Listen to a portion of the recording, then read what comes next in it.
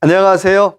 지금살이 살림꾼 한결입니다. 오늘은 요한복음 제8장 12절에서 20절에 나오는 말씀을 통해서 지혜로운 인생 29번째 시간 같이 고민하면서 나눠보기 원합니다. 요한복음 8장은 가느바다 현장에서 잡혀온 여인하고 예수님과의 대화를 통해서 지혜로운 인생 어떤 것인가를 같이 고민해 보기 원하는데요. 자, 첫 번째 지혜로운 인생이 있다면 12절의 말씀 보니까 예수께서 또 말씀하여 이르시되 나는 세상의 빛이니 라고 말씀하고 있습니다. 지혜로운 인생의 첫 번째 특징이 있다면 내 안에 빛이 있는가라는 겁니다. 내 안에 예수의 빛이 있는가? 이유는 예수님은 세상의 빛이다 라고 말씀하고 있어요. 또 그 빛은 어둠에 다니지 않는다라고 말씀하고 있습니다. 여러분, 인생도 그렇지 않은가요? 내가 왜 사기당하나요? 왜 넘어지나요? 왜 자빠지나요? 내가 정신적으로 어두웠기 때문에, 내가 영적으로 어두웠기 때문에, 내가 보지 못했기 때문에 넘어지고 사기당하고 자빠지잖아요. 만약에 내가 밝음이 있다면, 환함이 있다면, 내가 영적으로 환했다면 사기 덜 당했을 거고요. 또 안 넘어졌을 거고 안 자빠졌을 것 같아요. 근데 내가 보지 못하고 어두웠기 때문에 넘어지더라고 하는 것입니다. 그래서 사람들은 종종 자기만의 빛을 갖고 살아요. 근데 그 빛이 아무리 화려해도 성냥불 같은 빛, 라이터불 같은 빛, 그런 빛 갖고 살더라는 거예요. 그거 켜질 때는 잠깐 괜찮은 것 같은데 그거 꺼지는 순간 또 어떻게 해요? 또 넘어지고 또 자빠지고 또 시험에 걸리고 또 사기도 당하고요. 이 빛 가지고는 우리가 인생을 지혜롭게 살 수 없다라고 하는 것입니다. 영원히 꺼지지 않는 빛, 형광등도 괜찮지만 영원히 꺼지지 않는 환한 빛, 그 빛을 가져야 우리가 세상 일에 쉽게 넘어지지 않고 자빠지지 않고 또 승리할 수 있다는 거예요. 바로 그 영원히 꺼지지 않는 빛의 이름이 있다면 바로 예수 그리스도라는 거예요. 근데 그 생명의 빛을 가진 사람만이 환하다, 생명이 있다, 살아있다 라고 표현하고 있더라는 거예요. 여러분, 세상은 그렇잖아요. 눈 뜨고 코베가는 세상이라 그러는데 여기저기서 그런 일들이 너무나 많죠. 그런 세상 속에 우리가 승리할 수 있는 키가 있다면 예수 그리스도가 내 안에 환한 빛이 될 때에 내 안에 생명이 있고 또 내 안에 삶의 기쁨이 있고 내 삶에 여유가 있더라고 하는 것입니다. 그래서 세상의 촛불 또 성냥불, 라이터불 이것도 나쁜 건 아니지만 그 빛보다는 영원히 꺼지지 않는, 영원히 우리를 밝혀주고 영원히 우리 삶을 비춰주는 예수 그리스도의 생명의 빛을 갖고 사는 인생이 첫 번째 지혜로운 인생입니다. 두 번째 지혜로운 인생은 14절의 말씀 보니까 예수께서 대답하여 이르시되 내가 나를 위하여 증언하여도 내 증인이 참되니 나는 내가 어디서 오며 어디로 가는 것을 알거니와 너희는 내가 어디서 오며 어디로 가는 것을 알지 못하느니라. 두 번째 지혜로운 인생이 있다면 증거가 있는 삶을 사는 것입니다. 이게 증거가 있다는 건 다른 말로 말하면 증인의 삶이죠. 내가 예수 믿는 증거가 있는가? 또 내 안에 참빛을 품고 있는 증거가 있는가라는 얘기겠죠. 아마 요즘 제일 욕 많이 얻어먹는 사람들이 있다면 예수 믿는 사람들, 교회 그러겠죠. 왜 그럴까요? 저부터 시작해서 그런지 다들 말은 잘하는데요. 증거를 못 찾겠는 거예요. 증거. 예수 믿는 사람의 증거가 안 나타나는 거예요. 기도한다는 사람의 증거가 없는 거예요. 신앙생활 잘한다는 사람들의 증거가 없잖아요. 좀 기도하면 좀 예수 안 믿는 사람보다 좀 부드럽고 또 정직하고 그래야 되는데 똑같은 거예요. 다른 게 있다면 기도한다는 것만 다른 거겠죠. 도대체 뭘 위해 기도하는 건지 잘 모르겠는데 증거가 보이지 않더라는 거예요. 가정에서도 마찬가지 아니에요? 내가 아빠로서 아빠의 증거가 보이지 않으면 자녀들이 그럴 거 아니에요. 아빠가 저래. 엄마로서 엄마의 증거가 보이지 않으면 엄마가 저래 라고 얘기할 것 같아요. 마찬가지로 내가 예수 믿는 증거가 보이는가? 그 증거는 내 안에 비치신 예수 그리스도를 드러내고 있는가라고 하는 거겠죠. 증인의 삶은 내 안에서 다른 것 드러내는 것이 아니라 비치신 예수 그리스도를 드러내는 것, 내 안에 생명을 드러내는 것, 그게 지혜로운 인생이라는 거예요. 생명만이 생명을 이어갈 수가 있고요, 생명만이 생명을 성장시킬 수 있다는 거예요. 내가 생명이 없으면 생명을 성장시킬 수 없겠죠. 근데 그 생명의 정체는 바로 예수 그리스도라고 하는 것입니다. 그래서 두 번째 지혜로운 인생이 있다면 내 안에 증거가 있는가, 내가 증거 있는 삶을 사는가라는 거예요. 세 번째 지혜로운 인생은 오늘 14절의 말씀 똑같은 얘기죠. 내가 어디서 오며 어디로 가는 것을 알지 못하는지라. 이게 세 번째 지혜로운 인생은 내가 어디서 와서 어디로 가는지를 알고 사는 인생이에요. 여러분 어디서 와서 어디로 가는지를 알고 살아갑니까?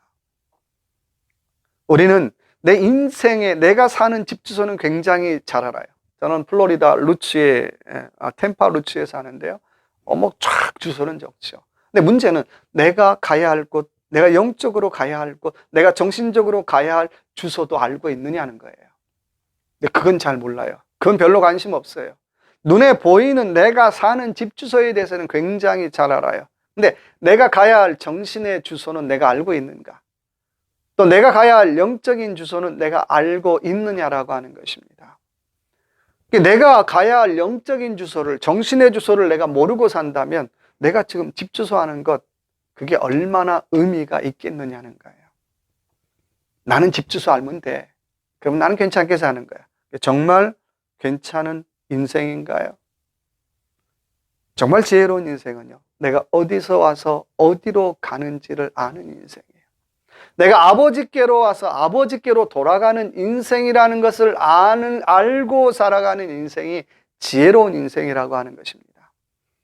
그 인생을 성경은 나그네 인생이라고 하는 거예요. 나도 나그네고 당신도 나그네고 내가 만나는 모든 사람들이 다 여행길에 만난 나그네라고 하는 거예요. 얼마나 우리가 그러고 살아가나요? 나그네 여행길에 만나면 반갑잖아요. 즐겁잖아요. 기쁘잖아요. 근데 저만 해도 여행길에 만난 나그네들하고 왼수일 때가 참 많아요. 담 쌓고 살 때도 많고요. 그냥 안 볼 것처럼 살 때도 많고요.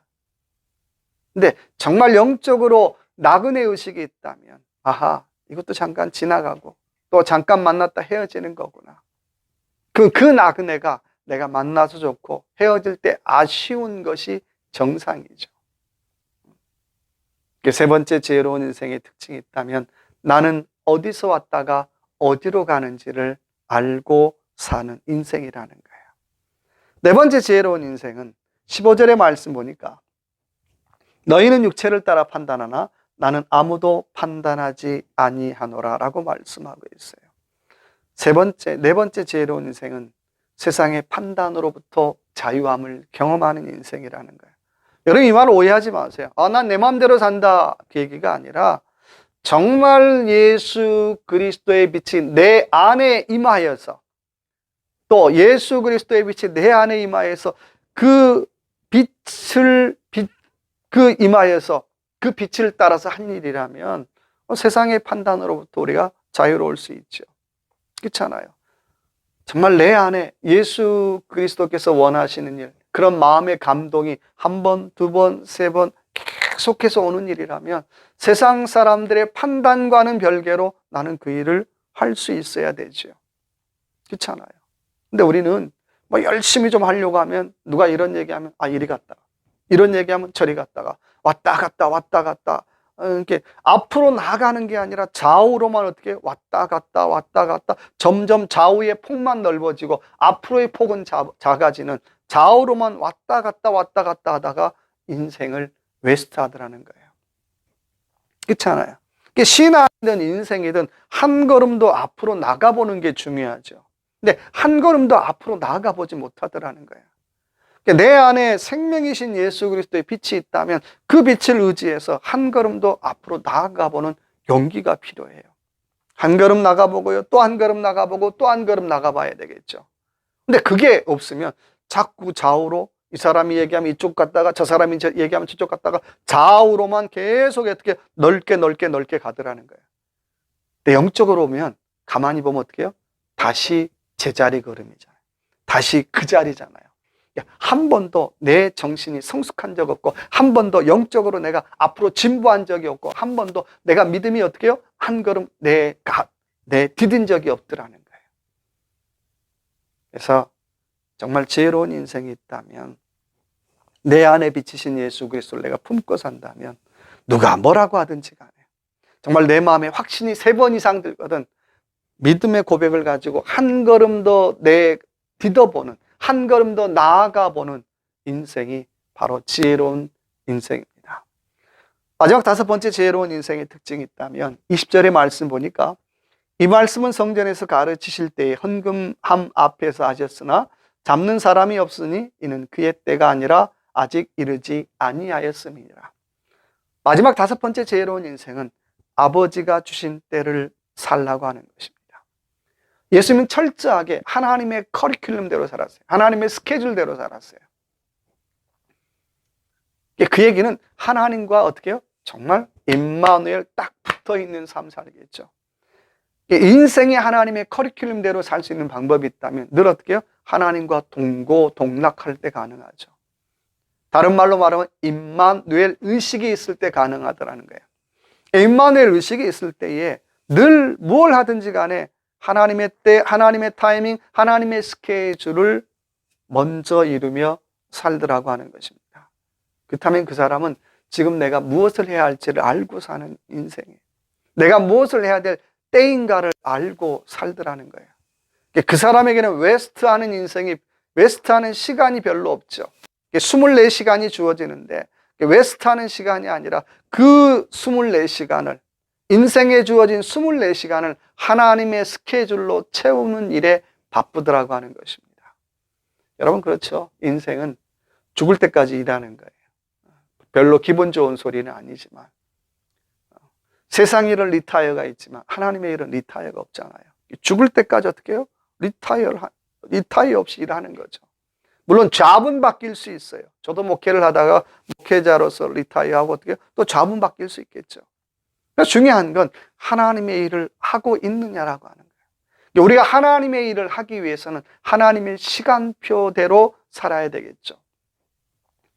그래서 늘 그런 사람은 지금 하나님이 무엇을 나에게 원하는 시간인가, 무엇을 원하는 때인가라고 하는 하나님의 타이밍, 하나님의 시간을 묻고 살더라고 하는 것입니다. 그래서 지혜로운 인생 마지막은 내가 무엇을 하고 싶다라는 걸 뛰어넘어서 지금 하나님의 시간에, 하나님의 때에, 하나님의 타이밍에 내가 무엇을 해야 될 때인가를 끊임없이 묻고 질문하는 인생이라고 하는 것입니다. 그래서 이 하루도 다시 한번 저와 여러분의 삶 속에 하나님의 때, 하나님의 시간, 하나님의 스케줄을 묻고 살아가는 그런 지혜로운 인생들 되시기 바랍니다.